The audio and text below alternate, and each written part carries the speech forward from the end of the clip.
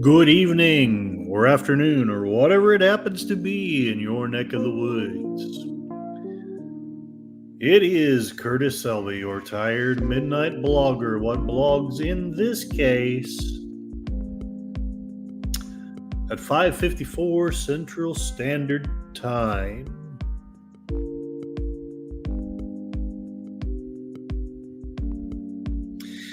I really wish sometimes that I was a radio personality. I don't know that I've got the stones, fortitude to do the job, but it would be so fun. Today's talk radio from Tongawa, Oklahoma. Curtis Selby with all the news for the day. All the news you can lose and abuse and hit snooze. But I have not paid my dues.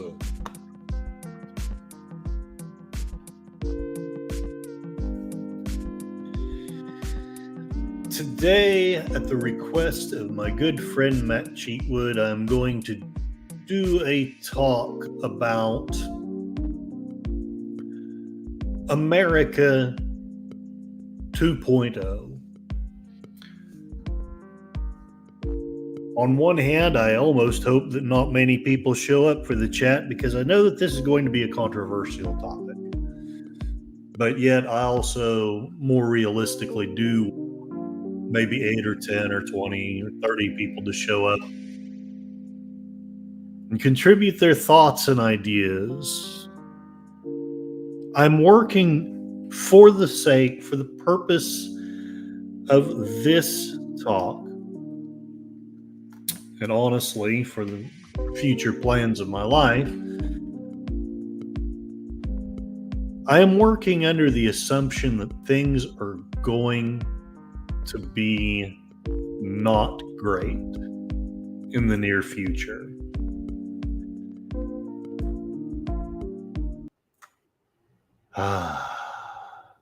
No music. Almost wish I did have something in the background, but I don't know exactly what it would be. I know that the 8-minute mark is where YouTube likes to strike you usually, so I'm going to not be quite as prone to concede to Poe's canon as I would really like to be, because the things that I would do or say to grab your attention with this topic are almost certainly things that YouTube would strike. I'm grateful for the platform. Don't get me wrong. But censorship is not great, in my humble opinion. While I'm doing this talk, I'm also going to be keeping an eye on Last Call with Troy Pacelli's channel.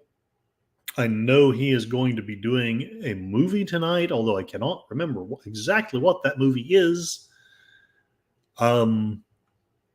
And he likely does have it up. And I don't mean to be critical, even if he's not, because I'm it's my standard operating procedure, sadly, to put my stuff up more or less last minute. But I want everyone to have an opportunity to go and see whatever movie Last Call with Troy Pacelli has. I will put his channel in the stream. If you are willing and able to go there after this, please support this wonderful channel. There's some incredible supportive people, and I love them. And I hope that I contribute somewhat to their streams as well. Hail Connie Cleary, the faithful bird woman, one of the greatest moderators that exists. Okay, at least one of the greatest I know of. How you make it to so many streams, I do not know. Thank you, Connie. I'm just kind of rambling here. I'm going to try to give it a few more minutes before I really dive into the meat of the topic, partly in the hopes that people show up, but mainly because I know that YouTube likes to ding people in the first 8 minutes or so. And this is likely going to be a controversial topic. possibly. The topic is when, if things go south, somewhere between November and January, possibly even before then, what do we want America to look like? I mean, and what will it look like? I'm not going to speculate too much on what it will look like. What I really want to talk about is what do we think we could improve, assuming that whatever is left to us of America still has at least some shreds of the Constitution left.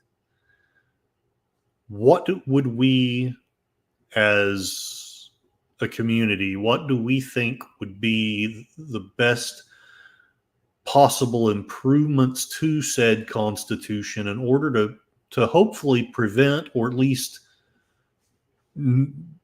minimize the chances of this kind of stuff happening again?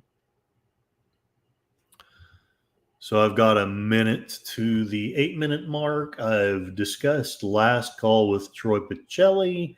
I guess I will talk a little bit about why I chose this avatar. This image is from, some of you may know, but this is the image of the Capitol from Logan's Run, post-apocalyptic sci-fi story, cautionary tale.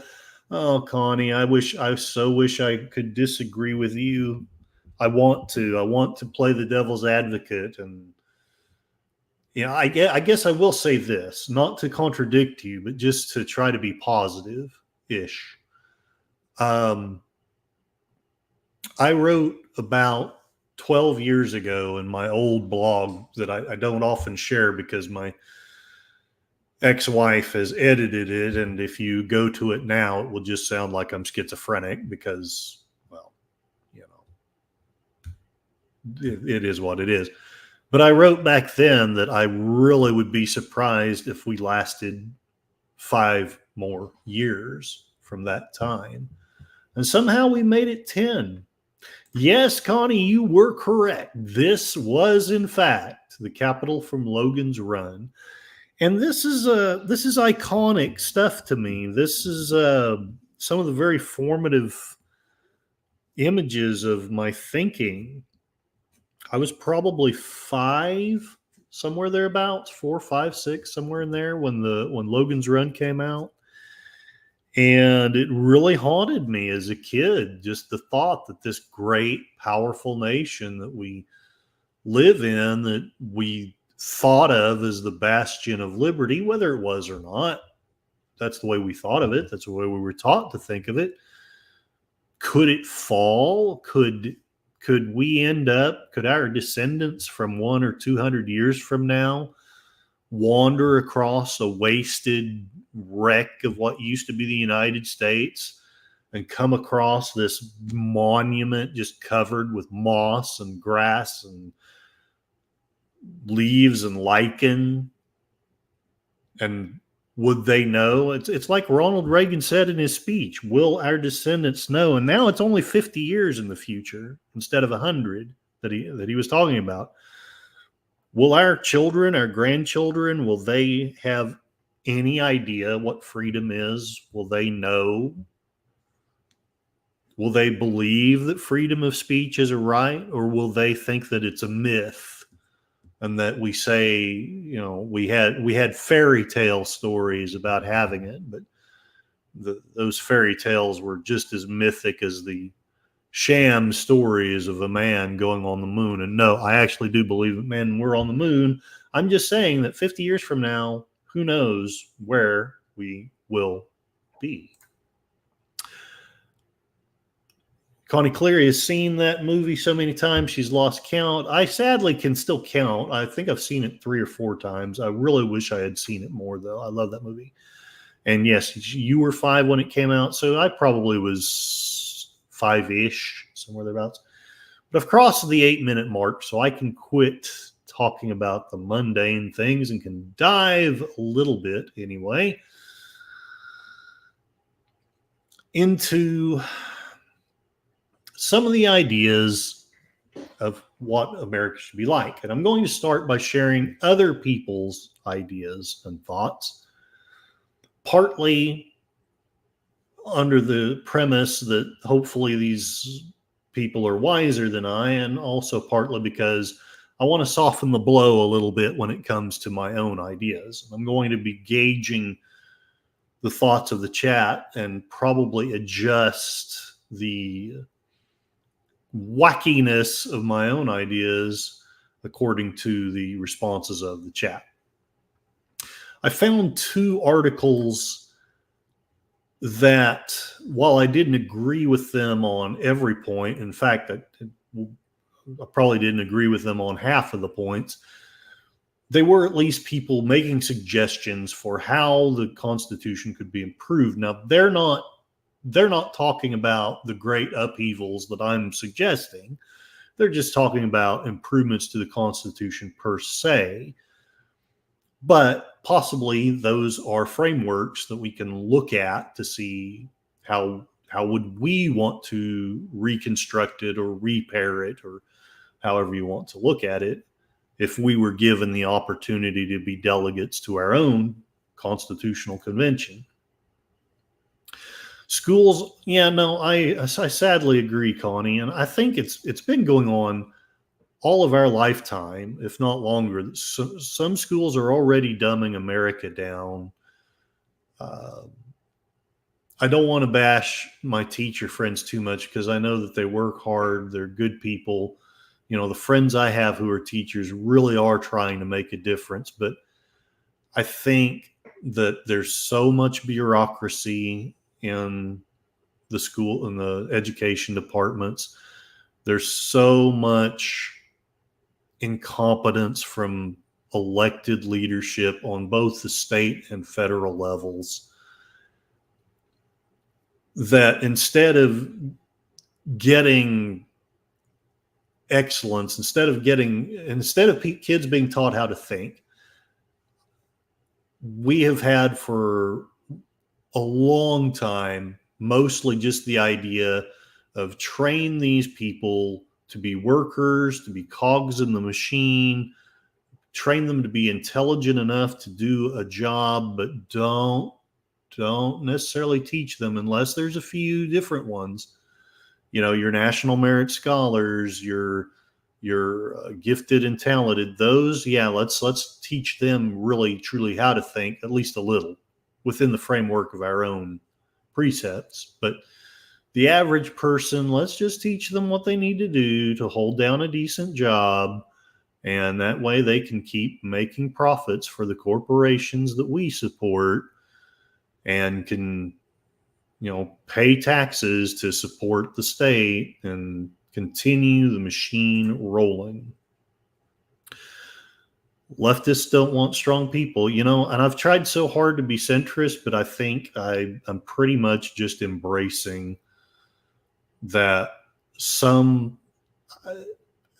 maybe not the form of right wing that I grew up with, but some form of right wing or libertarian or some mix of that. I feel like that is the closest thing to the truth that we're going to find. I think the left has gotten morally bankrupt. If it weren't Kennedy, Tulsi Gabbard, Russell Brown, who else? Who am I leaving out? Dr. Phil. The psychologist, the guy that everybody hates except for me, and I guess I'm the only person that loves him. But that Canadian psychologist that everybody just rants about being a horrible person, I'll think of him eventually. There are some teachers that are disgusted on how kids are being taught. No, yeah, I know. I agree. And I know the teachers that I have that are friends. I know they're doing the best that they can. And in not very encouraging situations. It's not the teachers that I blame, or at least not the, not a huge percentage of them, but the leadership, the systems that we've set in place. That's what I blame. So let's take a look at what other people believe to be possible improvements for our Constitution. This is the Fiscal Times. I read through it. They have some good ideas. I'll go through some of them. I'll go through all of them at least a little bit. And we can discuss among ourselves which of these ideas we think would be helpful and useful and which maybe are not.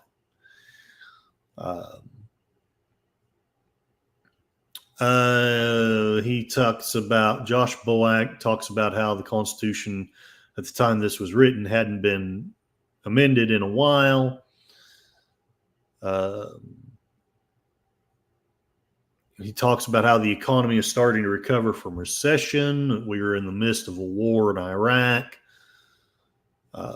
So for July 4, the Fiscal Times decided to discuss what Mr. Boak here believes would be the fixes to the Constitution to make it better. His top recommendation is that immigrants should be able to be presidents. If Connie Cleary, if you had kids and grandkids, they'd be homeschooled. I agree and approve of that. I don't know that homeschooling is for everybody, but I'm a strong proponent of homeschooling. I've seen it done the right way, quote unquote, and the wrong way, quote unquote. But I think that parents need to have the capacity and the ability. There are some parents who I've watched them homeschool their kids, and it was not very well done. And then I've seen other parents that homeschooled their kids, and they just knocked it out of the park. So, but Boak believes that immigrants should be able to be president. He doesn't, or I guess it's a he. Maybe I shouldn't assume. Josh, not meaning to be sexist, but I'm assuming this is a male. Don't know enough about pronouns, but I'm going to guess this is a male. It bothers them that the Constitution excludes from the presidency all Americans who, like a U.S. citizen parent, the so-called natural-born citizen clause. He'd like to change Section 1, Article 2 to simply read, no person except a citizen of the United States shall be eligible for the office of president. This person believes that Madeleine Albright, Elaine Chao, Jennifer Granholm, and Arnold Schwarzenegger would make great presidents. I am intrigued by the thought of Arnold Schwarzenegger. I know that that's a little bit controversial, but I like Arnold more than I dislike him. I have heard him say and do things that I didn't like or agree with, and what the heck he was thinking to run around on his wife, I don't know, but I like him more than I dislike him. I don't know that I would care for anyone else, though, who wasn't a natural-born citizen to be president. I personally, while I wouldn't hop up and down about that amendment, I would likely vote against it if it came across my ballot box. I like the idea of the presidency having some fair restrictions on it. I don't doubt that our left-wing friends would love for there to be an amendment that you cannot be a convicted felon. And honestly, I would agree with that, but paradoxically enough, I think that the felony charges that Trump has had against him are, just my humble opinion, bullshit. There it is. Remind DC that states are in charge. I love that too. If he was able to amend the Constitution by a wave of the wand, He'd try to find some way to make the 10th Amendment more effective. Hell to the yes.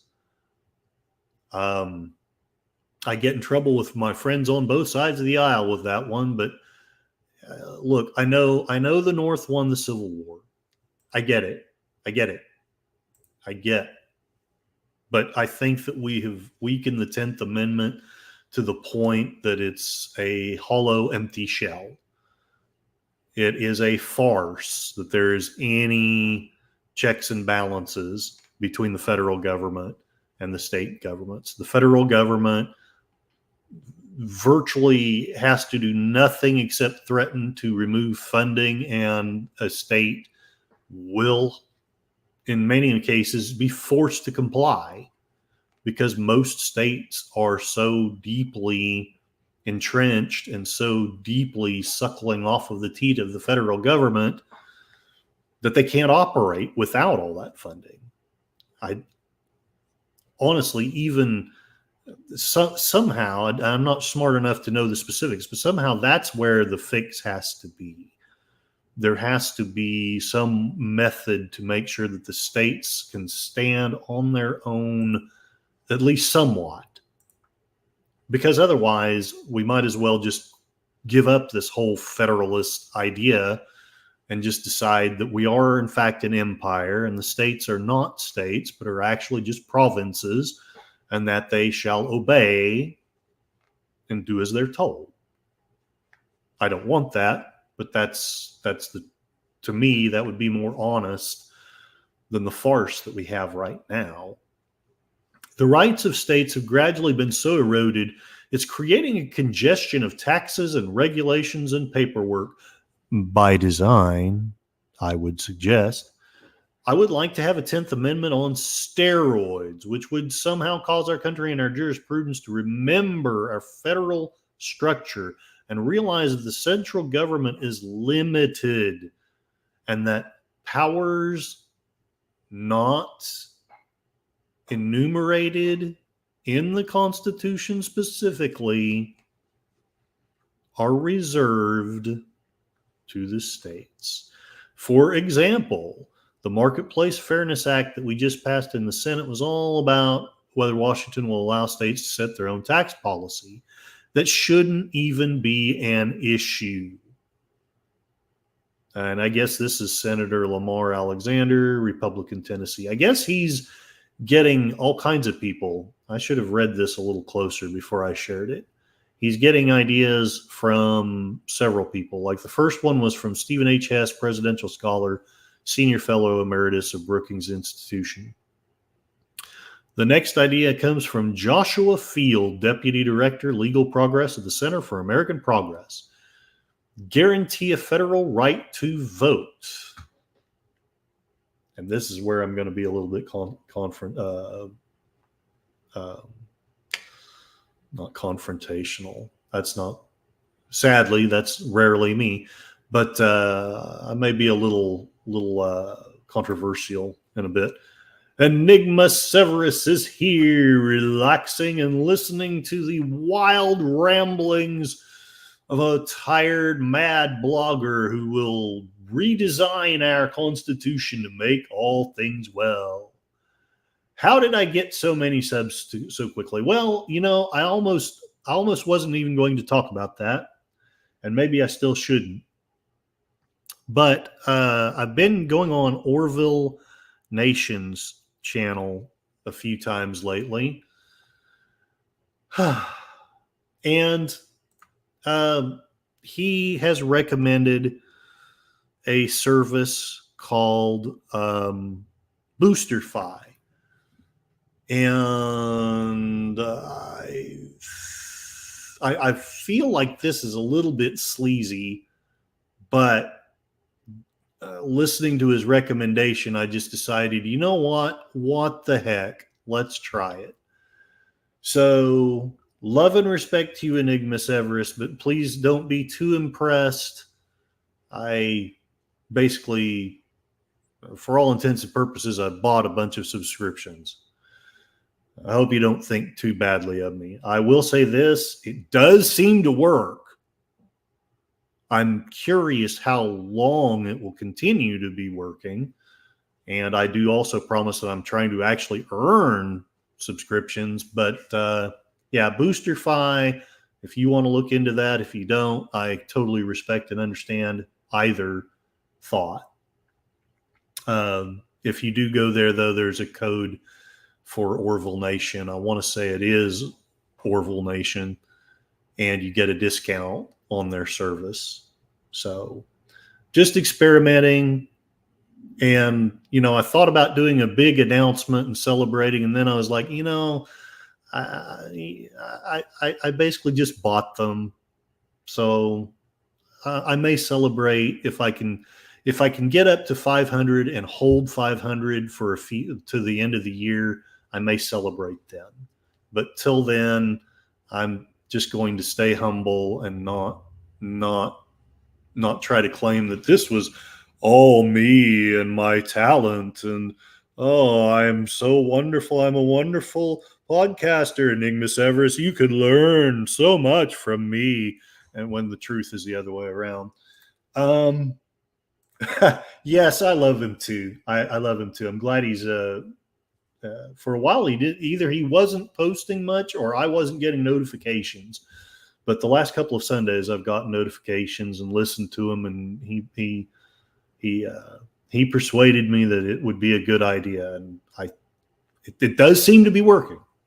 So, but we'll see how it goes on. Enigma Severus, no worries. I'm not worried about it. I'm teaching right now. My fame may not be the best for school. I understand that totally. And honestly, all my other attempts at doing a blog or YouTube post have all been anonymous myself. And I haven't forgotten what we had talked about as far as connections in the community. I just haven't gotten back to you because, one, I'm busy as crap, and two, I want to be respectful to your own boundaries. So, but if you want to email me about the possibilities of connecting to some of the other people in my own personal community, please feel free to do so, and I'll respond sometime tonight. JPRPH1 Joseph, if I remember right. He finally made one live. Huzzah! I wish I had a sound effect for that. I've got to learn some stuff about sound effects. So I know I am doing well. We are all here to scheme the repair of the nation, ideally without some kind of terrible civil war or something, but honestly, that is the premise here. Is how would we fix? When we repair America 2.0, I hope that we would keep something very similar to the current Constitution, but what improvements? John, I knew I'd screw that up. That's why I almost never say your name, because I'm like, is it John? Is it Joseph? I always see GPRPH1. But you are loved, sir, and I think you are an amazing and supportive person. Thank you so much. We're here to discuss which bunker we should live in when things go south. No, and to be blunt and honest, that was part of what I was doing this weekend with Matt Cheatwood. I'm not saying that I'm going to go live with him per se, but we were discussing the possibilities as far as, things go south. What are our plans? And he had some very wise suggestions for me that if I'm smart, I will follow through on. And if I don't, well, it's not his fault. It's my bad. But I do think that we should have some thoughts and some contingencies and some ideas. And, likely when it's all over, there may need to be. And frankly, I would rather have a new constitutional convention as opposed to a frickin' civil war. I don't know if we have the kind of statesmen now to do such a thing. And I don't know if I trust the politicians that we have now to do such a thing. But having said that, I still would very slightly prefer that possibility over an enormous amount of bloodshed to get where we might possibly get in a more peaceful way. I don't know. Boy, I'm rambling a lot. And JPRPH1 and Connie Cleary, I'm going to ask you guys to keep me in line as far as Troy Pacelli's channel, because I want to give everyone time to go and see his movie, whatever. I do not remember what he said he was going to play, but I want everyone to have the chance to go see it. Enigma Severus makes a good point. The corruption has become so big right now, I'm not sure we can escape the Roman fall. I honestly doubt it. But as I said at the beginning of the stream, I wrote 10 years ago that I would be profoundly surprised if we lasted 5 more years somehow. That's it. Yes. And by gosh, doubly so now. I want to make sure that everyone has a chance to watch Man of La Mancha. I love that movie. I love the musical. It was my theme song at one time. I am I Don Quixote, the man of La Mancha, to dream the impossible dream. I need to sing that on karaoke one of these nights. But anyway, don't let me ramble too long. Let me remind me if I do run too long. I'm keeping an eye on his channel, but I don't really know what time it's going to be that he has that. So let's discuss this one. And I really want to discuss this one. Joshua Field, Deputy Director, Legal Progress at the Center for American Progress. A guaranteed federal right to vote. Americans often talk about the right to vote. The reality noted in cases like Bush versus Gore, and as we all know, Al Gore invented the internet. Don't ever forget it. Is that no affirmative federal right to vote exists. I know it's not fair. There's lots of things that could be said in mockery of Bush, too, that are likely just as legit. But anyway, I want to love Bush, but I just cannot forgive him for the Patriot Act. I'm sorry. I'm sorry. Courts often defer to state-based voting laws and administration. Although Americans vote for one president, one U.S. representative, and usually one U.S. senator, every one of the greater than 3,000 counties in the United States can administer federal elections in a unique and often inefficient way. While it wouldn't be an instant cure-all, a constitutional amendment conferring a right to vote and empowering Congress to enforce that right would provide voters with heightened legal protections and set the stage for standards that enhance the voting experience for all Americans, regardless of where they live. Now, I want to pause for a little bit and give y'all a little bit of a chance to respond to that. I would like to know y'all's thoughts. Oh, yeah, you're right, Connie. You're right. Can't sing for very long at all. So, I love this. I do kind of understand.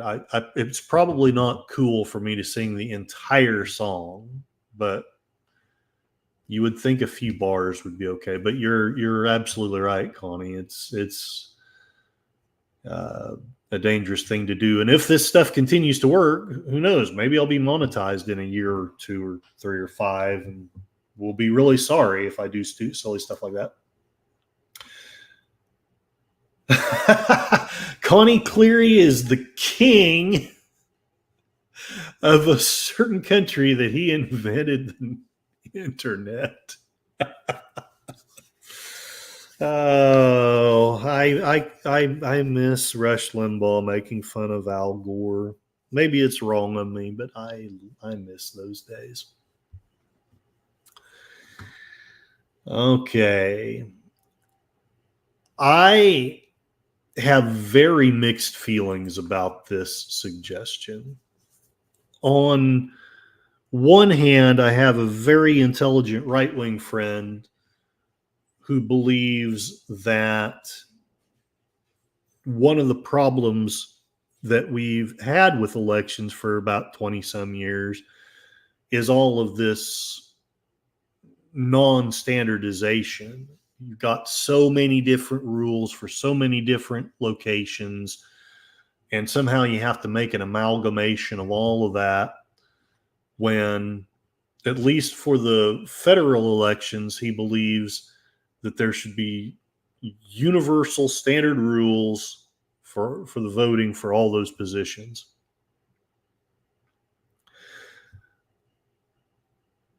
And I'm a little bit torn about it because it makes sense.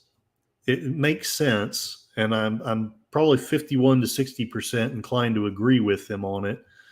But having said that, I just talked about the 10th Amendment. I'm pretty fond of states being able to do within reason what they want to do.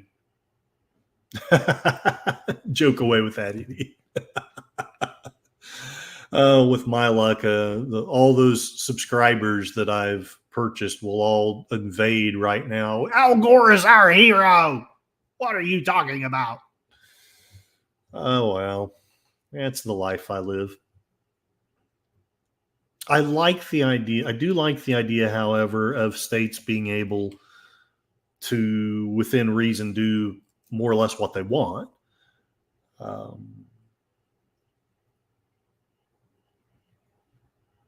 I do think that somehow our elections need to be run on a more consistent, transparent, and fair method. I used to be one of these people that basically, I don't know that I towed the party line when it came to the 2020 election, but because of my constant efforts to be centrist, I did the best analysis I could at the time. And I felt then that while there was some fraud, there wasn't enough to change the election. And I apologize to my left-wing friends, but I have changed that view since then for all kinds of reasons. But I do feel that there should be more standardization, or at least some more transparency and more oversight in how our federal, really probably all of our elections, but at least our federal elections. I don't think we can continue as a republic as long as we doubt our elections. We need to know that we know this is the guy that won, or the woman, or whatever. And that's just the way it is. Balancing the budget. Steve Bell, Senior Director of the Bipartisan Policy Center, would like to see an amendment requiring a balanced primary budget, which means that the cost of servicing the national debt would be included. It should contain a provision that Congress must reduce spending proportionally across areas of the federal budget, and that tax increases must maintain the present progressivity of the tax code phased in within 10 years of the amendment's passage. Without a constitutional amendment, politicians and other citizens simply will not have the will to make the changes necessary to address our looming fiscal climate.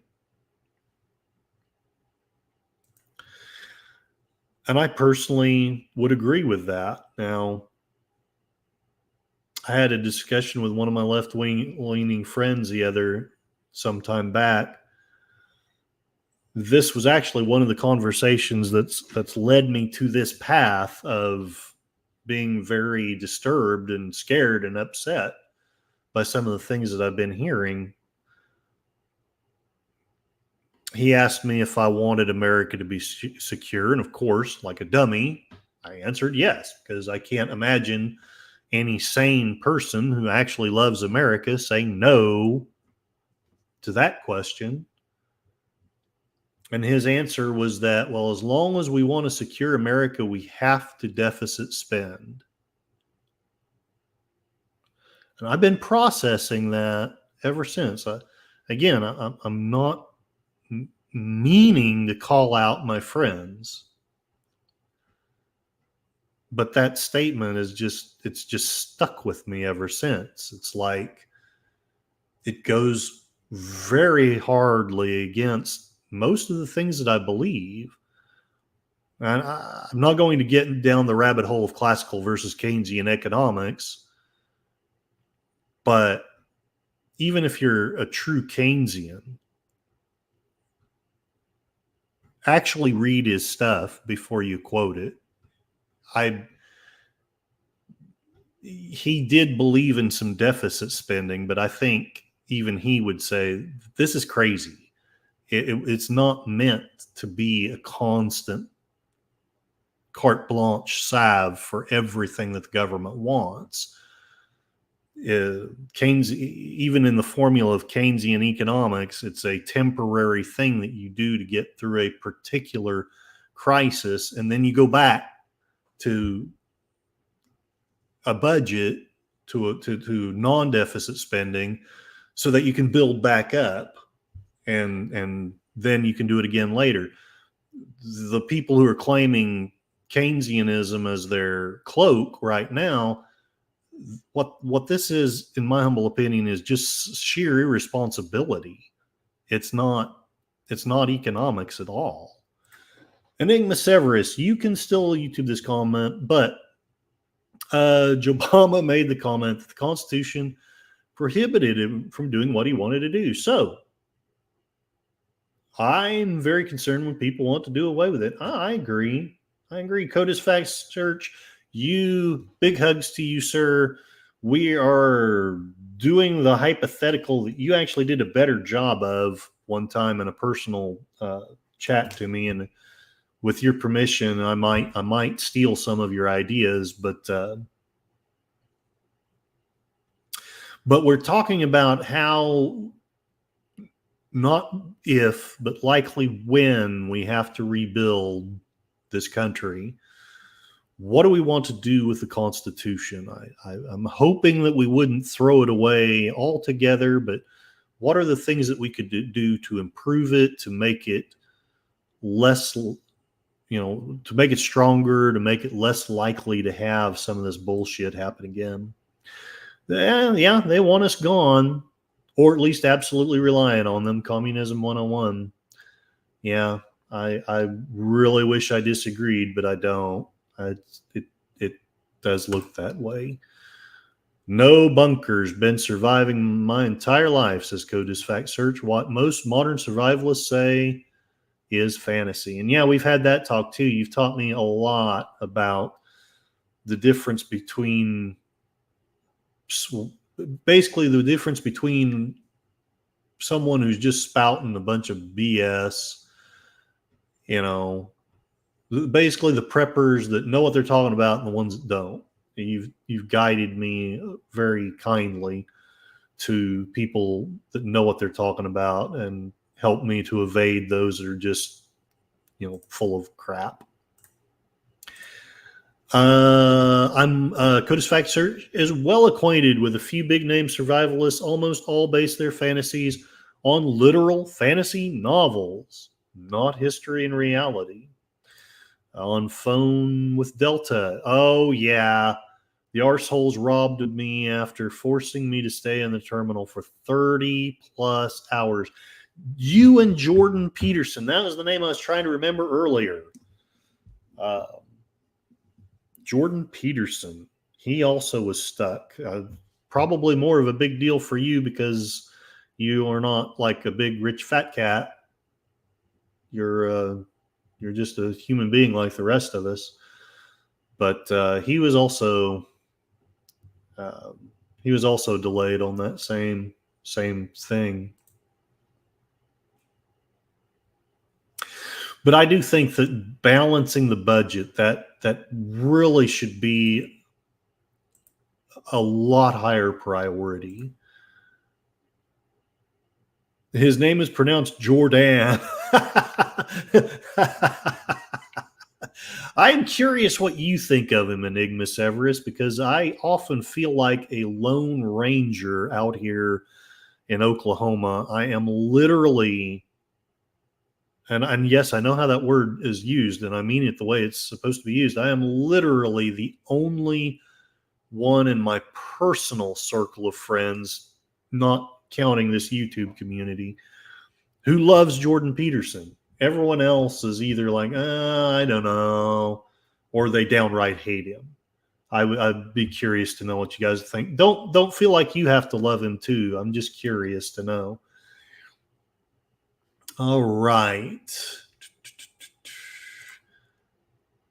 Get medical training. Codes Fact Search says take an EMT course. You will use this more than any tactical training, but get that as well. Yeah. Cool. Oh, so much to be done. But anyway, yes, balancing the budget. I could see exceptions maybe for wartime or for actual crises and not planned and faked crises, but not suggesting that anything was planned or faked. Please, YouTube, don't ding me for my subtle innuendos there. Bruce Bartlett here says, former Deputy Assistant Treasury Secretary for Economic Policy, columnist for the Fiscal Times, Assistant Treasury Secretary. Might. If his suggestion had something to do with finances, I'd take it more seriously, but it's still worth thinking about here. No lifetime jobs for Supreme Court justices. If I could amend the Constitution, I would add a provision ending lifetime tenure for federal courts, especially the Supreme Court. I would replace it with a long, renewable term of no more than 20 years. Furthermore, I believe the Chief Justice should not hold this position for life, but for a 4-year term that would be renewable. This reform would reduce the intensity of debate on court nominations because the stakes wouldn't be so high. It would reduce pressure to appoint young judges who will spend the maximum amount of time on the court. It would reduce pressure on federal judges to avoid retirement lest a member of the opposite party appoint their replacement, and it would bring fresh blood and thinking into the judicial system. A June 7, 2012 CBS New York Times poll found 60% of people agree that lifetime appointments gives judges too much power versus 33% who said it is a good thing because it makes judges independent. What is everyone's thoughts on that? Enigma Severus says that Jordan Peterson is probably one of the best debaters of our time right now. I agree. He is a master debater. I am a Christian apologist, basically what Jordan does, but for Christianity, he is highly, I will come back to you, I promise, intelligent, one of the best logical thinkers and debaters right now. Brilliant man. Codis Fact Search, my apologies. Literally cannot hear you. Crap.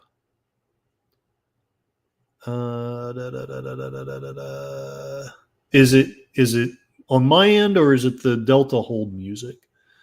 Would anyone else let me know if you can hear me? Testing. Codis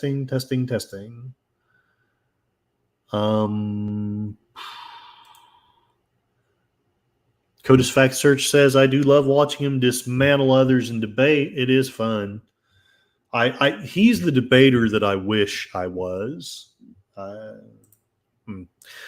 Enigma Severus, I'm worse. I can hear, but I was playing a chess game and won while Curtis was talking. Well, good on you. That just means you can multitask. It's a skill that I lost a long time ago. Codis Fact Search says that Jordan Peterson is a classical liberal. Amazing how far things have gone that people think he's a conservative. That was the point I was making earlier on in the stream, is we're having classical liberals by the droves that are just fleeing from the Republican Party. I won't repeat the whole litany, but there's Kennedy, there's Tulsi Gabbard, there's Jordan Peterson, who really wouldn't have been a Democrat anyway. He's Canadian, but there's Joe Rogan. There's Russell Brand, who again is English, but still classical liberal. This is the thing. This is the thing that really disturbs me. We have tons of intelligent classical liberals leaving the party and seeing the lies, and I have intelligent and wonderful friends who are just accepting the lies and hating on these other people. Just baffled.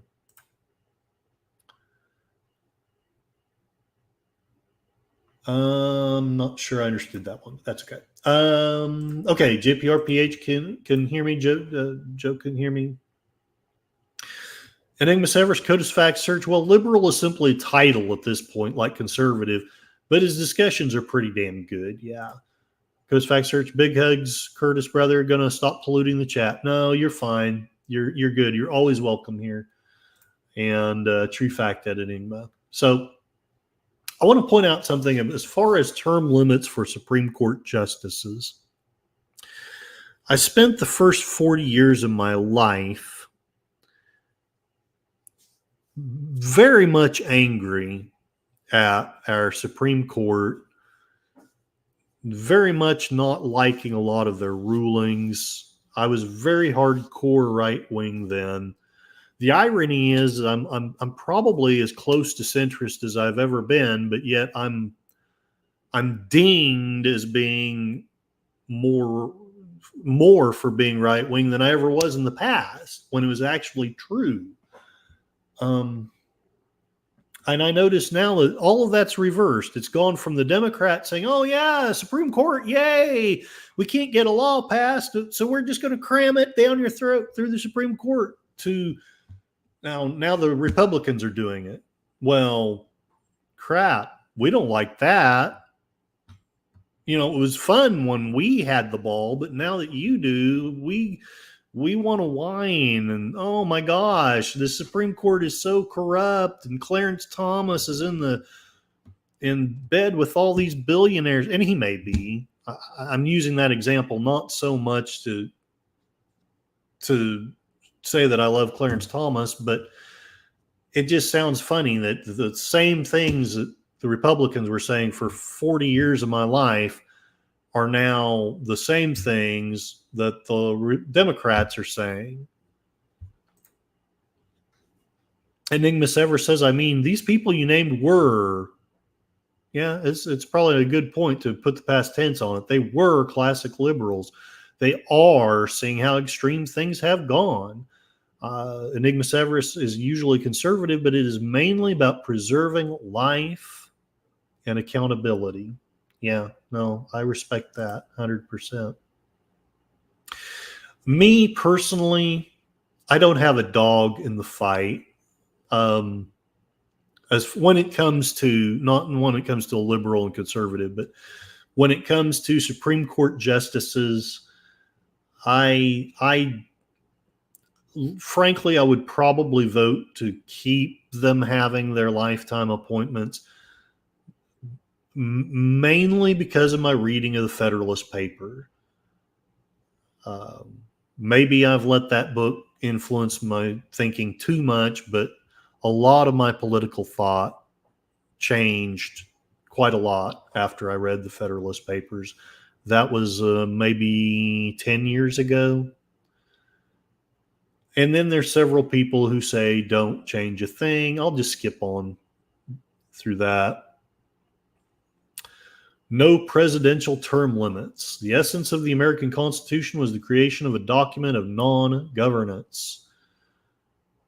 The 22nd Amendment does regulate what the people can do, namely elect a president as often as they like. It was passed by Republicans as soon as they could, not wanting to put up with another FDR. Of course, it backfired, as ill-considered things often do, as they could not elect Ike or Reagan to a third term. As long as representatives can be elected and reelected with impunity, then so too should presidents, says Craig Shirley, historian and Ronald Reagan biographer. I've always had mixed motions about term limits of any kind. When you read the Federalist Papers, they nearly convince you that term limits are a bad idea. But then when you see people in office for 50 years and they're still in even after they've had dementia for a while, and it's not just Biden, and it's probably not just the left wing, it's everybody seems to be clinging to those offices for as long as they possibly need. Oh, dang it. Your next check got blocked. Crap. I hate that. CODIS fact search. Oh, one last thing. I am liberal sexually, more conservative with my children and teaching and fosters and own. Yeah, fair point. Politically, a classic anarchist, leave me alone, with which I think you stand with J.R.R. Tolkien. I think that's pretty much where he was. Monetarily, it doesn't matter because we don't control money. Okay, fair point. CODIS fact search. As a Christian, I don't feel the compulsion to explain that position. It's your decision. It is only when I'm forced to do something I don't agree with. Yeah, fair point. Yes, we're all agreeing, I think, and hope to be friends and live our lives. Yes, and CODIS fact search. I know you have had a long and very happy marriage, and I don't envy you at all. Okay. Anyway, long and happy marriage as opposed to, yeah, not so much for me. So, personally, I'm not strong on this one, but I think I would keep the presidential term limits. But there it is. Make public service mandatory. Larry Sabato would propose a universal national service amendment, a constitutional requirement that all able-bodied Americans aged 18 to 26 devote at least 2 years to the service of their nation. They could select a service activity from among a wide variety of U.S. military branches, civilian government, and qualifying nonprofit options. The details are in his book, A More Perfect Constitution. In essence, it would be a bill of responsibilities to accompany the Bill of Rights. Everyone should contribute something of themselves, not just taxes, to the nation that has long been a beacon of hope and the envy of the world. And then Henry Aaron comes up with the point that I honestly think is the most important, or maybe not the most, but one of the two most important changes. The only one that I think competes with it is a balanced budget, but public financing for campaigns, I really believe we've got to reform our campaign finances. I think that the money to be made by being a politician has just gone off the rails.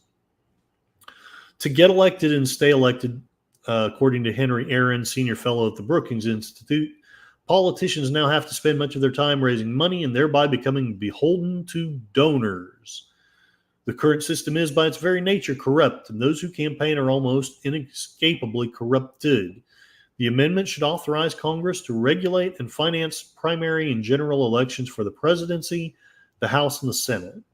It should also require that all private contributors be listed by name within a matter of days. The wording should allow direct funding for campaigns, public funds to match private contributions, caps on total campaign spending, bars on campaign spending by outside groups. And I don't know all of the details that should go into it, but I do believe that's one of the two biggest flaws with our government is there's just too much funding by mega corporations, by special interest groups, by foreign nations. how in the heck does anyone think that it's cool for foreign nations to be contributing to campaigns? I won't read. I won't read that one. I've never quite gotten that desperate, and I am not that desperate right now. But I I get it. So let's see. I'm going to.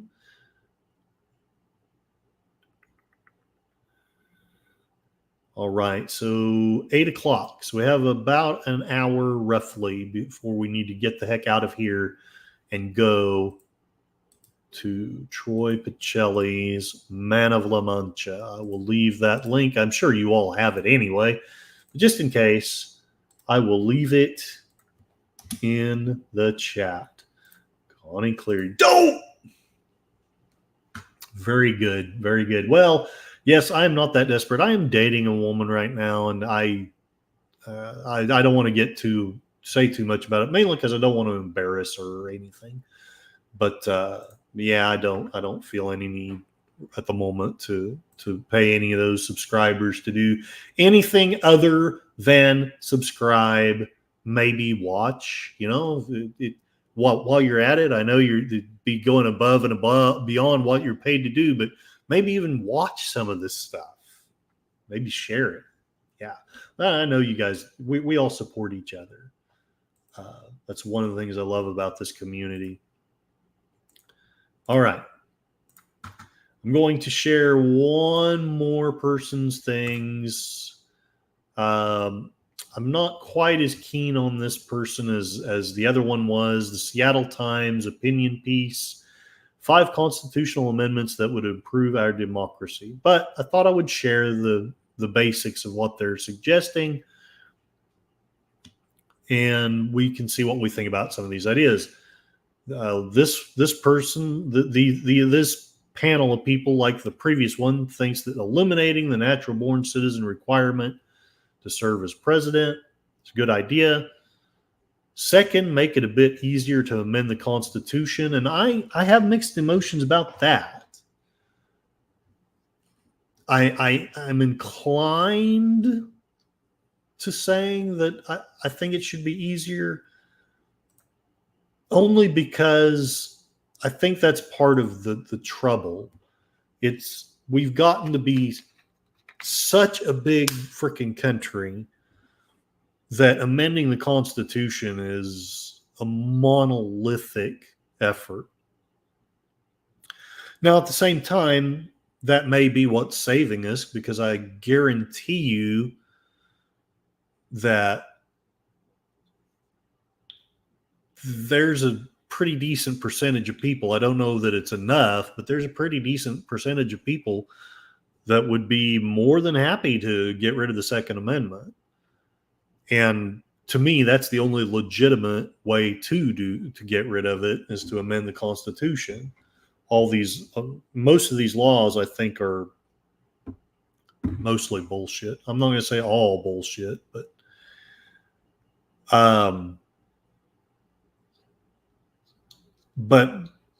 do feel like we've gotten to be so big that it's virtually impossible to amend the Constitution, and that does make it problematic, in that if there are some less dangerous things than getting rid of any of the first 10 amendments, I would see that as reasonable. I think for Constitution 2.0, maybe keep the original amendment process for those first 10 so that it's virtually impossible to get rid of them, but maybe make it a little easier somehow for more simple amendments. I don't know. It's just a thought. Let's see what the chat is saying about that before I get too much further. Enigma Severus. The Constitution came about because the Articles of Confederation was a failure. Yeah. Only 13 states could not agree on things back then. Yeah, that's not wrong. Second, armed is our only prevention of takeover at this moment. And yeah, I kind of tend to agree.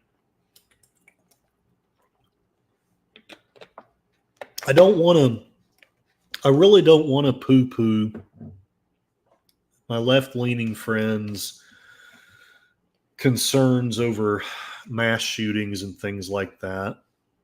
I'm not saying I disagree with you. I'm just doing my foolish centrist thing here. So please bear with me and be patient. But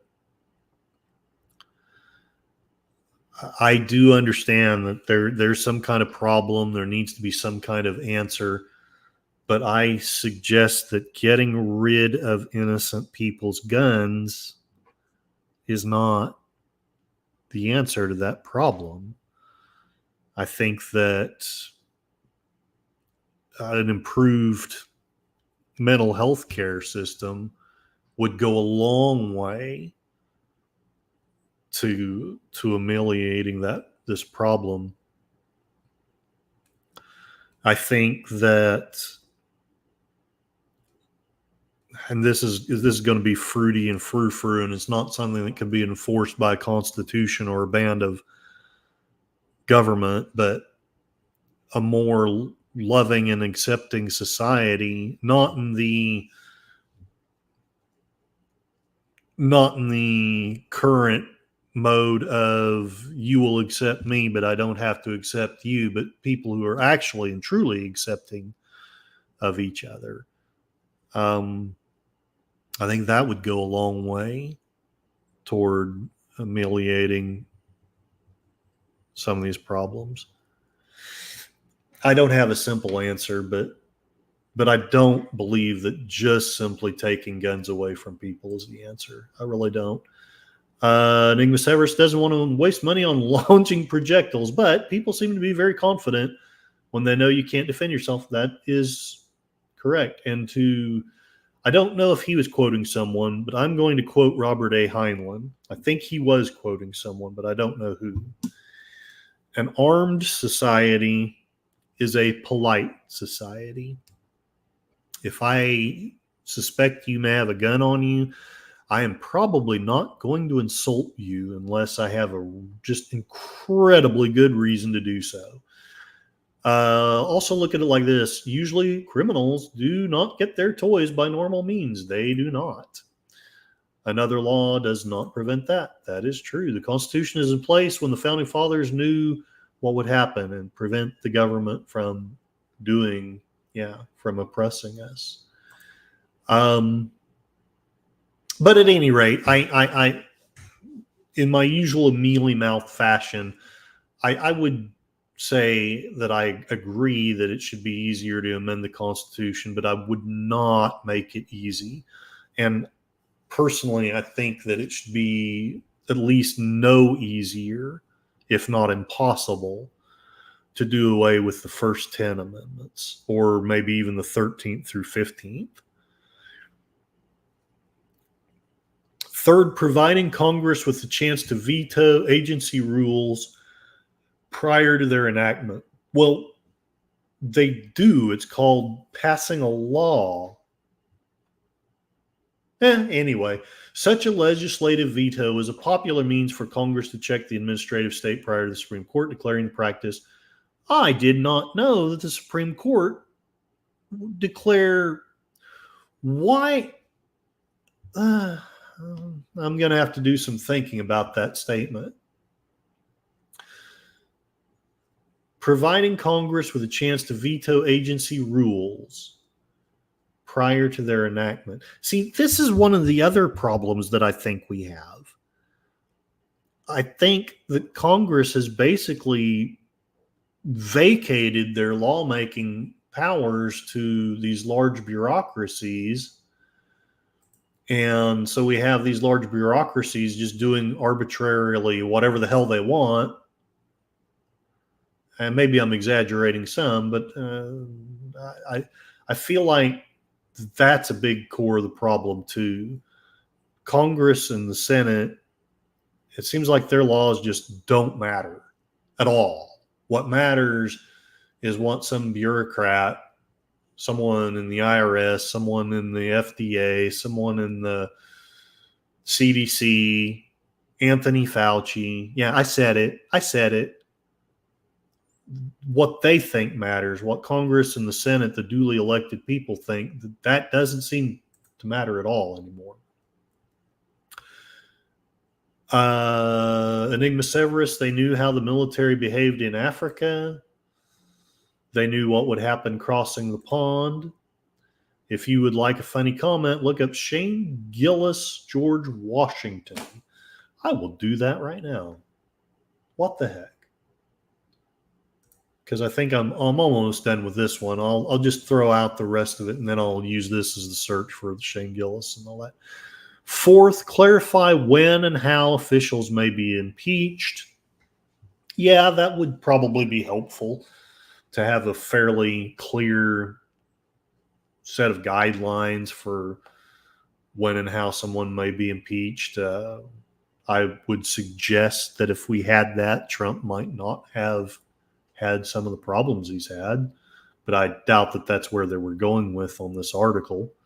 Fifth, imposing an 18-year term limit on Supreme Court justices. We've talked about that.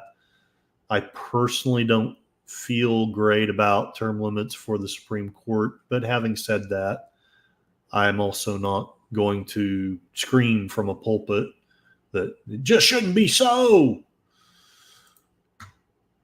Shane Gillis, George Washington, Christmas on YouTube. Okay.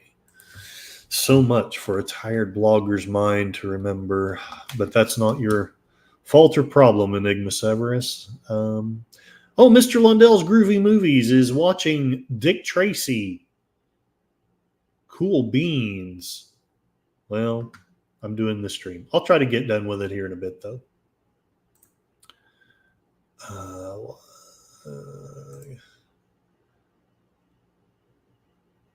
Shane Gillis, George Washington. George Washington. All right. Oh, I know this guy. Let's see what he says. Wait, is it the thing about the slave quarter or something else?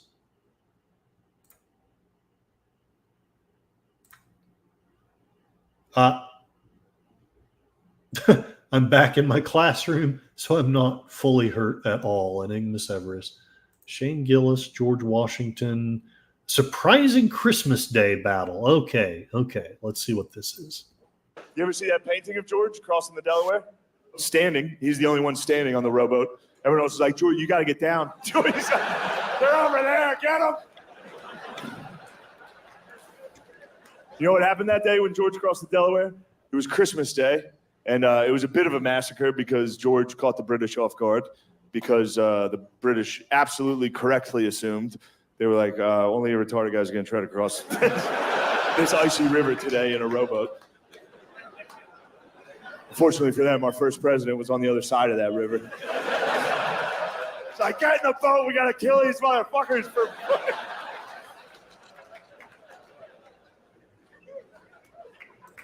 Pause it here for a bit for the YouTubers to hopefully not ding me. That is pretty freaking funny. Well, we've got to cross this river. I know I said retarded there a couple times. My bad on that. I'm not trying to give myself a pass.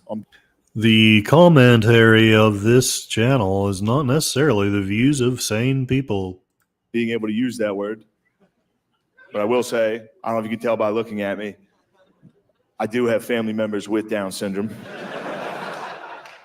It almost got me. I dodged it, but it nicked me. Bit of a day walker myself. It's funny when you bring up Down syndrome, you can always... All right.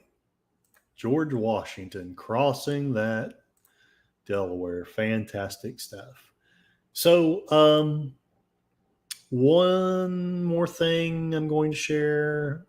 I don't think I'll share the screen on it, though. One of the people who had a pretty fair amount of influence on my political thinking was Robert A. Heinlein. I won't share it, but there's an article. I will put it in the chat. It's gizmodo.com, how Robert Heinlein went from a socialist to a libertarian.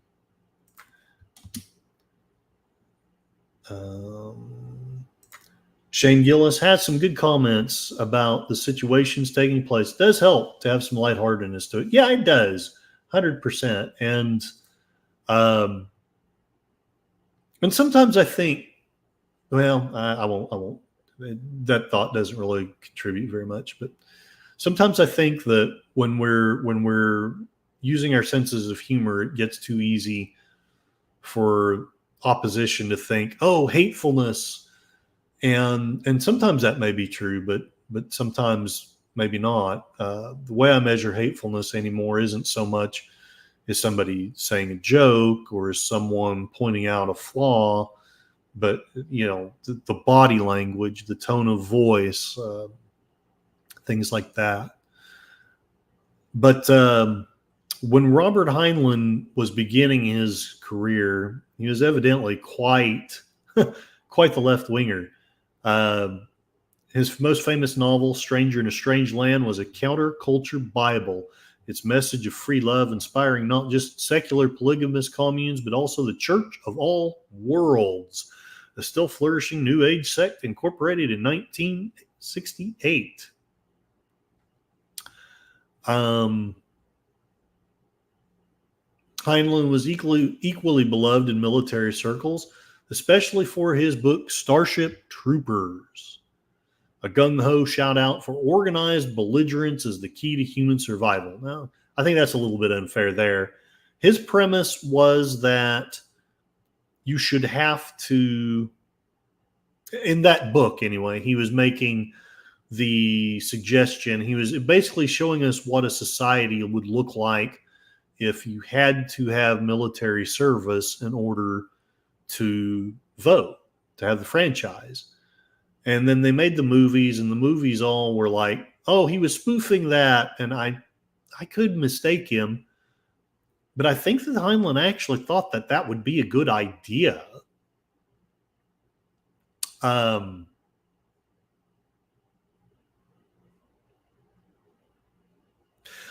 became a hero to libertarians. Milton Friedman praised Heinlein's 1966 novel, The Moon is a Harsh Mistress. I love that one too, which chronicled an anti-statist rebellion on a lunar colony as a wonderful book, and commended Heinlein for popularizing the slogan Tonstoffel, which stands for there ain't no such thing as a free lunch. And I won't read the whole thing. I think I put it into the chat. Yeah. Basically, as he got older, he came to realize that the states really aren't very cool.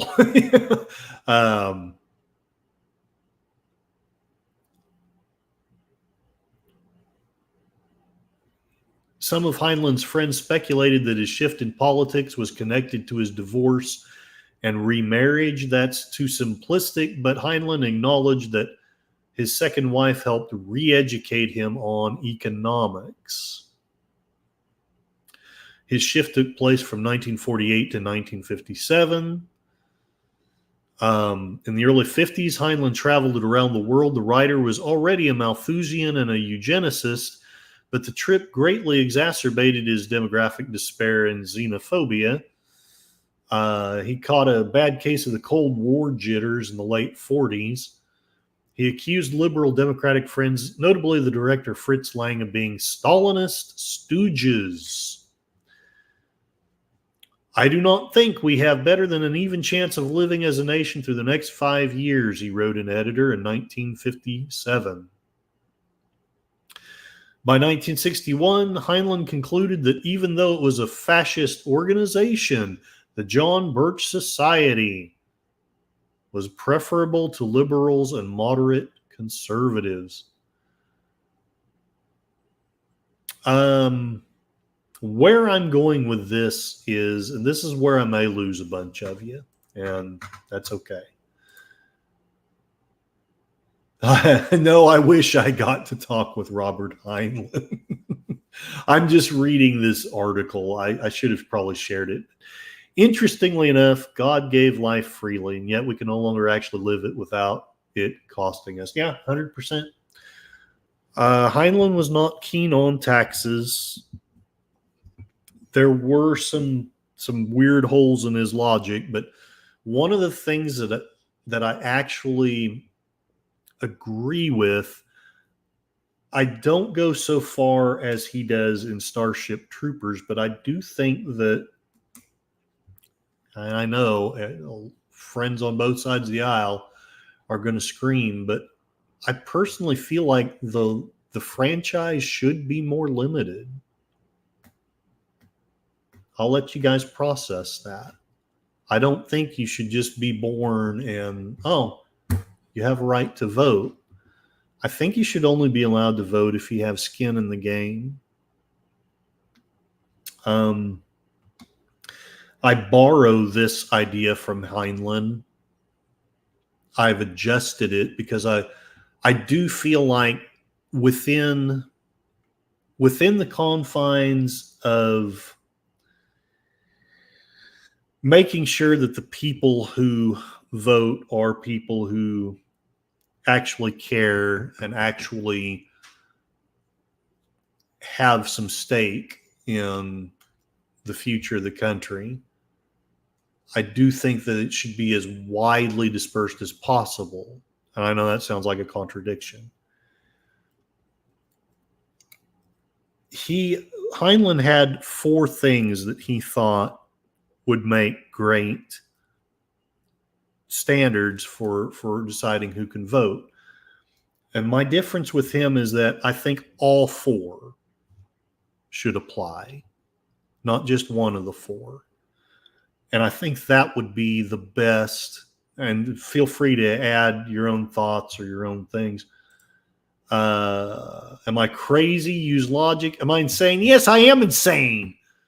Apostle Paul spoke about this. Citizen was a big deal back then. Yeah, it was. The Romans didn't just give it to anybody willy-nilly, at least not at first. I think if you own land, you should vote.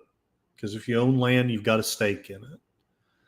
I think if you, and I know there goes a lot of people, oh, yeah, that's racist. Well, hold on. Not just the landowners, but those who have been in the military, they get a vote. And not just them, but I think there should be 2 more things added on. That way, it's very, anyone who actually cares doesn't slip through the cracks or doesn't easily slip through the cracks. If you paid taxes, as far as income taxes, I know there's still poor people who care. There's people on disability who care. I'm not saying that none of those could vote either. I don't want this to just be only the rich and none of the poor. Yes, I am being a bad person. The last thing would be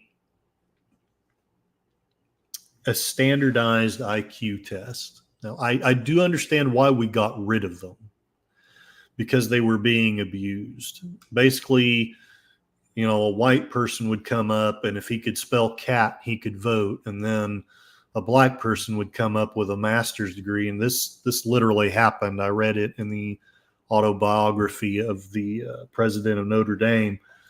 Someone with a master's degree who was black would come up, and they would have some bizarre calculations. And even when they got them right, they would still be like, no, you failed.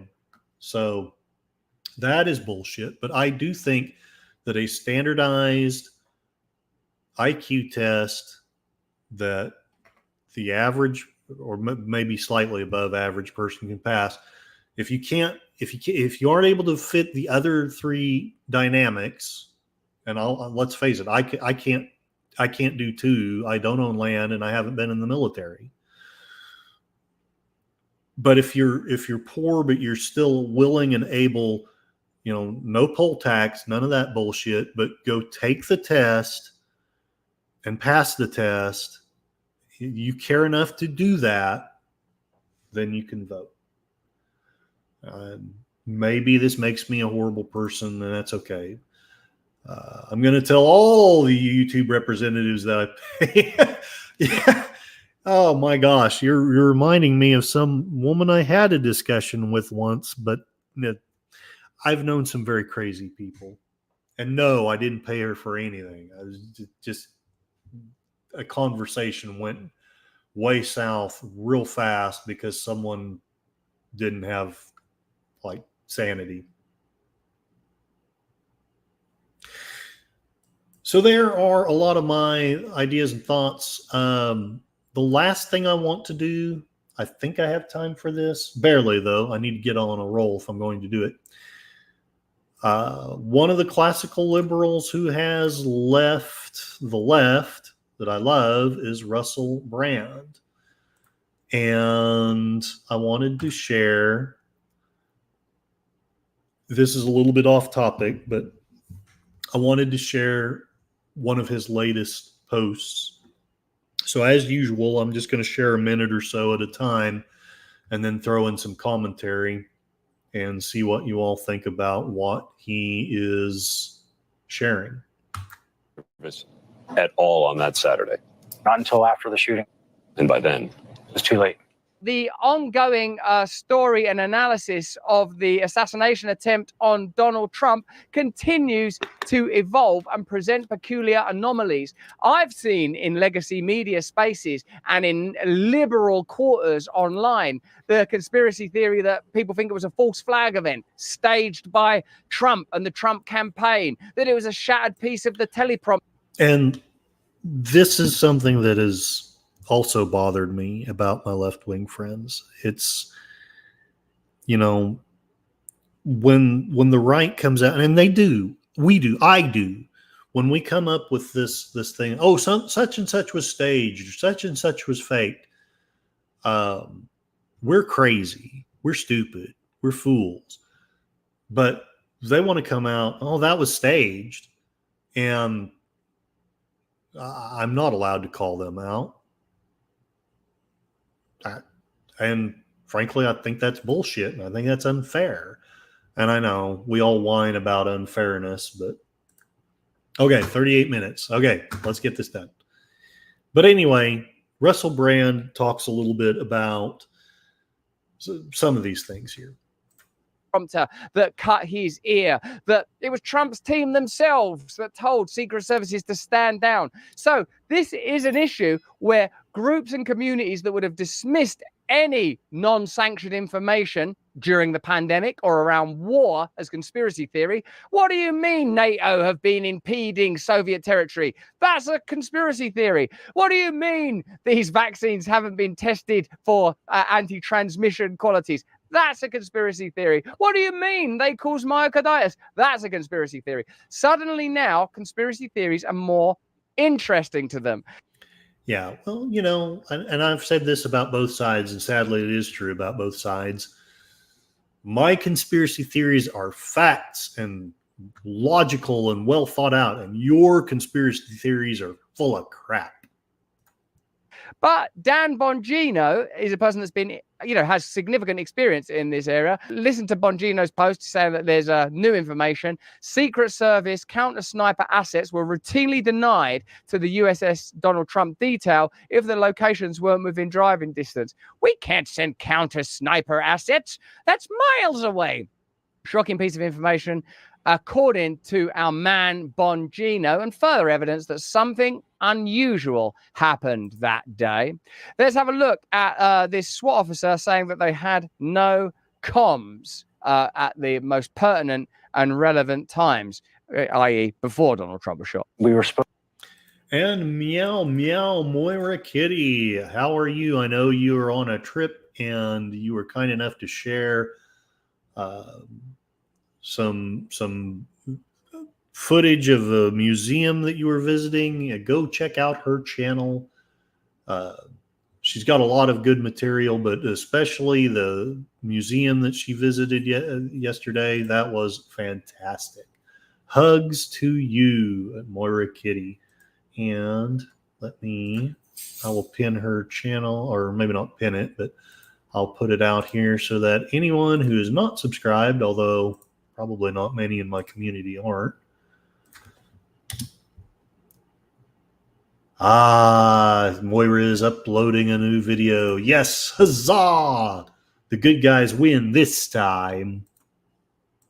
Oh, I guess I should click over here.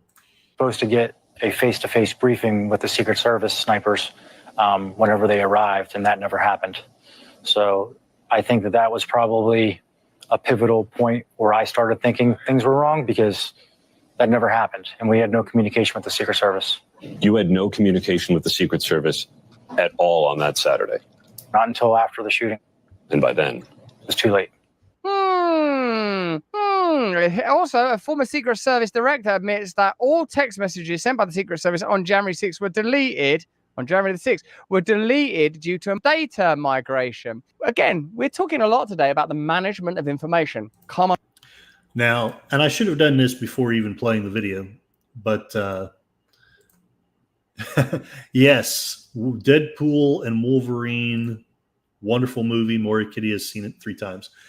Dan Bongino, in case you don't know, and I did not until recently, because I got out of the right-wing circles. I got out of the echo chamber. Dan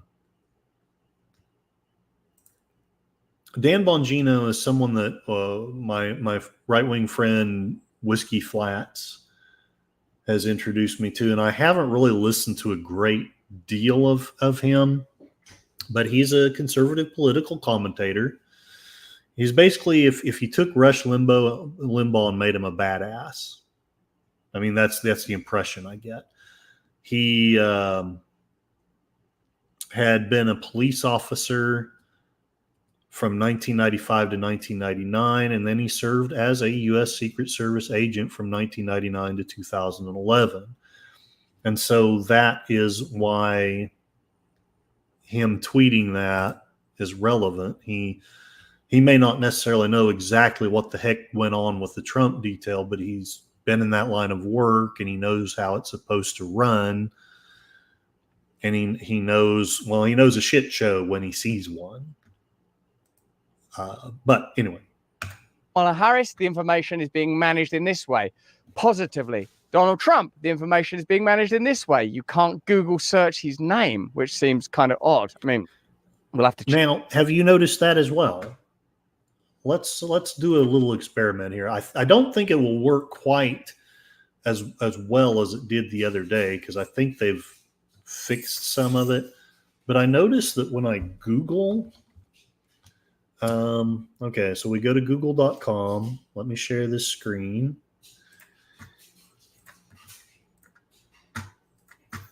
Okay.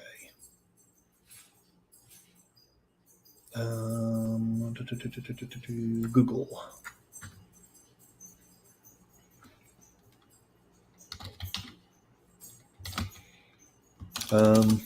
Well, let's just Google Donald Trump and see what we come up with. Okay, so am I in Google? I don't think I'm on Google. Yeah, I am. Okay, well, let's make sure.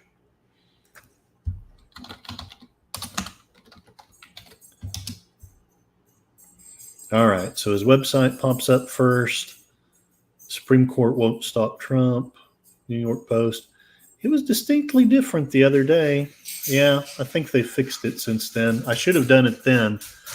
But the other day, whenever I Googled Donald Trump, he would come up as the 3rd or 4th or 5th thing. The thing on top would be Kamala Harris or somebody criticizing him.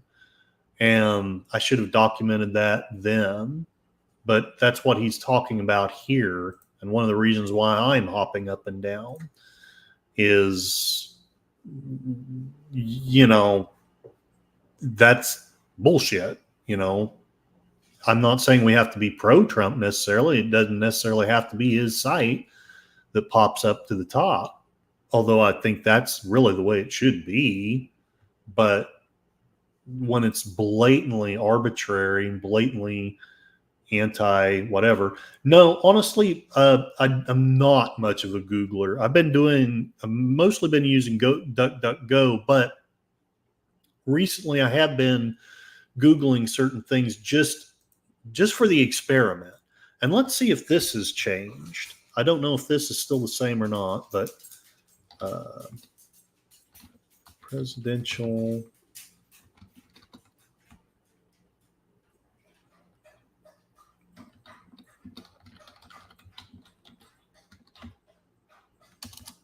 I can't spell. All right. I'll bet they've fixed it since then. Yeah, they've fixed it since then.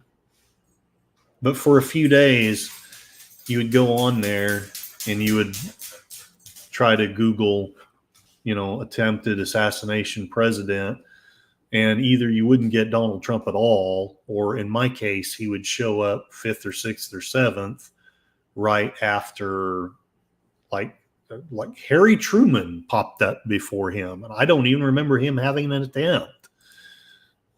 But you'll just, you don't necessarily have to believe me. I'm a hopper and a Googler. Google is bot. Yeah.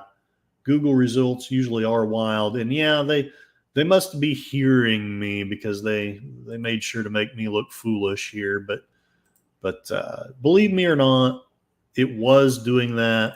But I think either they fixed it or I'm just not holding my mouth right. Check that out. But it did seem to be the case, didn't it, on the basis of those stills? January 6th, a very particular story, a very particular iteration of that event is being rendered. Now, when it comes to the assassination attempt, more division, more doubt. I would say that the division in itself is evidence that we need decentralized forms of government that are more complicit and representative, that don't need to be authoritarian in the way that they are inclined to become, using safety as a kind of mandate rather than a mandate derived from an electorate, and that no iteration of these kind of institutions is going to be successful for you or me. We need decentralized, unified opposition to the establishment that can incorporate and include people of different racial and cultural identities. But we ain't going to get that unless more people like our guest later this week, Phidias, get into positions of power. Let's have a look now at this little bit of information about text messages being deleted with regard to Jan 6 before showing you some interesting new footage from July the 13th and the events there in Butler. Apparently, the police had buildings surrounded for over I got to pause it. I know they'll ding me if I don't. Let's see if anything's going on in the chat. I appreciate you, Enigma Severus. You're very kind. You're a wonderful member of the community. To the shooter opening fire. Let's have a look, first of all, at those January 6 text messages, although we probably won't be able to because of data migration. The 28-year veteran was on the team that evacuated Vice President Dick Cheney on 9/11, and she served on then Vice President Biden's protective detail. He named her director in mid-2022.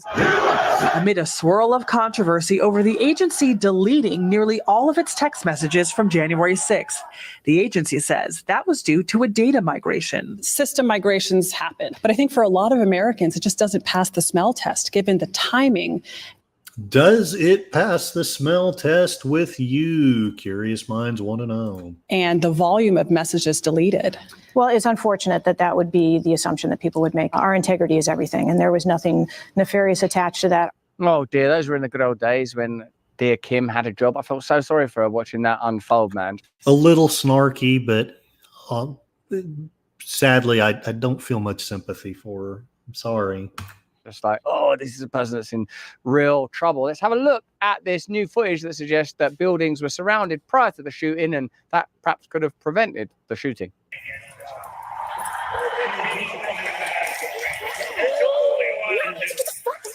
If he was doing the job, I wouldn't even be doing this. There's fucking cops surrounding this whole entire fucking building right now. Yeah. Okay. There's something going on in this building. I said I'm here with you fighting like hell to get a senator elected and to make sure. Oh my God. Back to the White House, because if we do, we're going to make America. There's somebody in this building. And it's not easy. Because we have millions and millions of people in our country that shouldn't be here. Dangerous people, criminals. We have criminals. We have drug dealers. We have people that should not be here. And it's much closer than we have to be. You know, we have something more in recorded history with the best order. In fact, if they could ever put up a chart, I don't know if they could do it. You guys have access to that chart, but I don't know. You don't mind if I go. So we have some cops, local police, who see it. I'm really curious about why it wasn't stopped. This is why I save screenshots and video to Thumb Drive, including when they blamed other people for the assassination attempt at first. Yeah, I thought it was great that you shared that the first person that we were told did it was not even anything to do with the person. Doesn't pass the smell test at all. Enigma Severus, I can't smell my computer to know. I have another good vid for you pertaining to this subject. Check your Gmail. And if I didn't do these weird things, the chat blocks my comment. Oh, geez. Yeah, I understand that. Let me very quickly, I'll check my Gmail and get that video. And if we have the time, I hope we will. Kamala. Ooh. Okay, let me finish this one, and then I will play whatever Enigma Severus has shared. Hopefully it's not me propositioning anybody. And no, I don't do that. Ever. You guys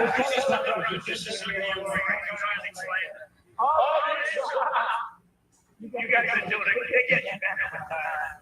My guys, take a look at that chart. Take a look at the arrow at the bottom. See the big red arrow, right? So that's one of those offices. That's the lowest point, and that comes right from the government services. Comes right out of Border Patrol. Take a look at that. So that arrow is the lowest amount of illegal immigration ever been recorded in history.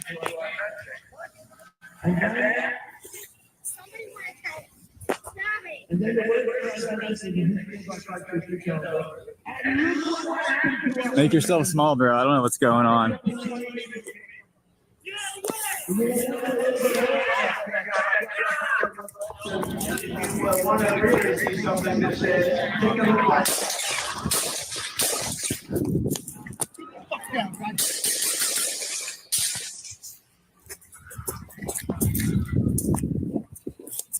That is confusing as heck. This story will continue to unfold and reveal to us, I suppose, not just how this incident may have been managed or mismanaged, but how power more broadly and generally will deploy any number of resources to ensure that its agenda, however nefarious, can be met. What a tale. What a time we live in. Hopefully, amidst all of this confusion, disorientation, and berserk and bizarre, extraordinary stuff, we can find ways to align and oppose the interests that seek to control us by dividing us. But that's just what I think when he let me. And I love how he ends his videos. That's just how I think. I used to steal his line. All right. I think, yes, we have time for Enigma Severus thing, and then I'll probably call it a stream. I save lots of small information bits, but even the news media saves stuff. They just don't show. Yeah, and I don't believe that all those text messages, they're somewhere. I don't know exactly where, but they're somewhere. But then, I still argue he was only, there were only 3. I don't know what YouTube will let me say. There's only 3 shots. They always say it was more. It wasn't. I could be wrong. Sound moves weird. Yeah. I'm with you on that. I think we counted when Moira and I were watching it. We counted 8 total, but that wasn't necessarily his. That was just everything. And we may not have been accurate then, but so let's see what Enigma Severus.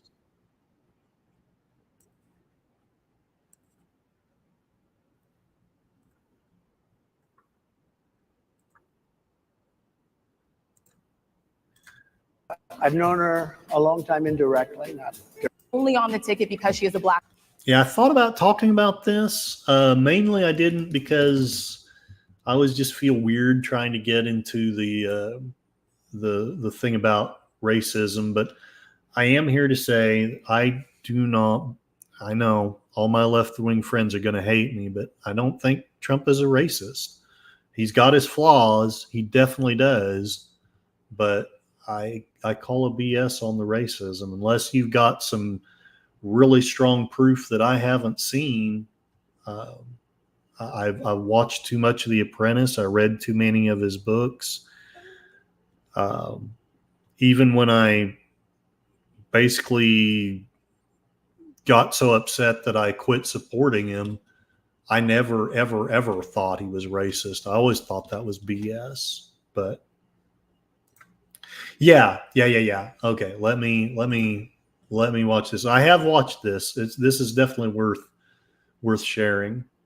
Black woman. Well, I can say no. I think it's maybe a little bit different. So I've known her a long time indirectly, not directly very much, and she was always of Indian heritage, and she was only promoting Indian heritage. I didn't know she was black. You ain't black. You're right. Until a number of years ago when she happened to turn black, and now she wants to be known as black. So I don't know, is she Indian or is she black? Yes. You are Indian. Yes. I respect either one, but she obviously doesn't. That's cold blood. Because she was Indian all the way, and then all of a sudden she made a turn and she became a black person. Just to be clear, sir, do you believe I that think she is somebody should look into that too when you ask continue in a very hostile, nasty tone. Yeah, I won't dive too deeply into that only because we're running out of time, but I will. Hopefully my history is not embarrassing here.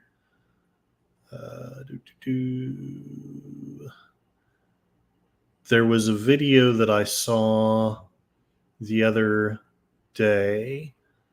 Here it is.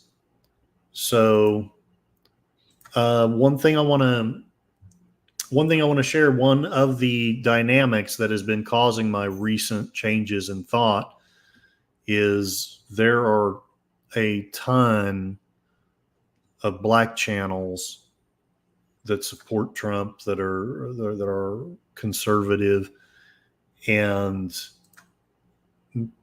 at the risk of myself being thought of as a racist, I think this is a positive thing. Yeah, he's probably not any more racist than anyone else in DC. Yeah. Enigma Severus. Molly's Game, the movie clearly explains the elites are all in that game. Every single one. They just use Trump as the only guilty one. All of them are guilty of it. But I do suggest that he is less guilty of it than many that are, well, I would say less guilty than Biden. And we can have a stream about that eventually if we want to. I'm going to skip some of this because even though it's funny as heck and is salient, it's not the point that I want to get to. I'm going to share it here in the chat so that anyone who does want to watch it can. But I'm going to share, where does it get good? It gets good. Gets good about here. I think I have enough time to share this. Maybe people say something foolish like that, but check this joint out right here. This was actually in the NABJ conversation when they was questioning him, and this, yeah, I'm sure y'all probably already seen this. I'm gonna shut up. So I don't know, is she Indian or is she black? She has always But you know identified what? as a black woman. I She went to a respect historically either black one. college. Okay, so what we're gonna cook today, is an Indian recipe. Yes. Because Yes. you are Indian. Yes. So we're both Indian. Yes. But actually, we're both South Indian. Yes. You look like the entire one half of my family. So I don't know, is she Indian or is she black? She has always But you know identified what? as a black woman. I don't know if she's Indian or she's black. He was on point for pointing that out. I don't see no issue with him pointing that out. All right. Like I said before, if this bad boy goes viral, please make sure y'all share this right here because everyone need to see this. And yeah, I mean, if you've watched that interview, they basically they held him up for about. They started it a half hour late. Did that deliberately to try to make him irritated. Then they rudely dove into an unfair ad hominem question. And then there was another reporter who I think was with Fox News who was actually being respectful to him. And he was nice to her, but he was mean to the one that was rude. But I'm sorry, we're mean to people who are rude to us. It's really just that simple. And then when that person was asking about Kamala being black, he made the point that she's actually Indian. It really doesn't matter. You know, that's the point. Isn't that she's this or she's that or the other. The real point is we've got people who have an agenda. We have people who are going to do their dangest to make him look bad no matter what. They've succeeded. And in many cases, it can be unfair and painfully unfair. Enigma Severus, he was honestly grown, and he has honestly grown. And I think I could be wrong, but I agree. Biblically, it says it's nearly impossible for a rich person to ever change. So I'm pretty impressed he has modified his behavior. And yeah, I understand that more. I respect that. Not me. I hate everyone equally. I don't blame you. I have had a change of heart since the assassination attempt. I hope that doesn't make me bad. And I know I've got to get this stream done. Stream. Oh, is he on there? Okay. Or he's about to be. So let's call this a stream. I'm going to play the music. I'm getting texts. So, all right. I will soft porn us out of this stream. Thank you very much.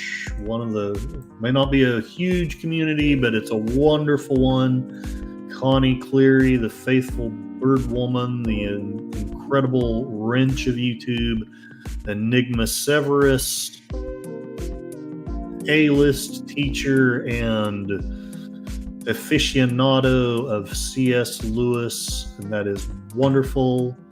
JPRPH1, who is actually John across the Jordan. You are always so supportive and loving and kind. Thank you so much. Thank you for your prayers.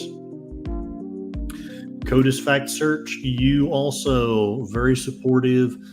You have a different faith, and that's okay. I respect you. I love you, and I absolutely understand where you've come from the path that you have walked. I don't know if that came out well, but I hope you know I love you as a brother, sir. And Moira Kitty, I think. Meow meow, and thank you very much for your support and for the things that I have learned from you about politics. Now the world is crazy. Okay, take care. And remember, you're not going mad. You're going sane in a world gone mad. I'll see y'all at Troy's.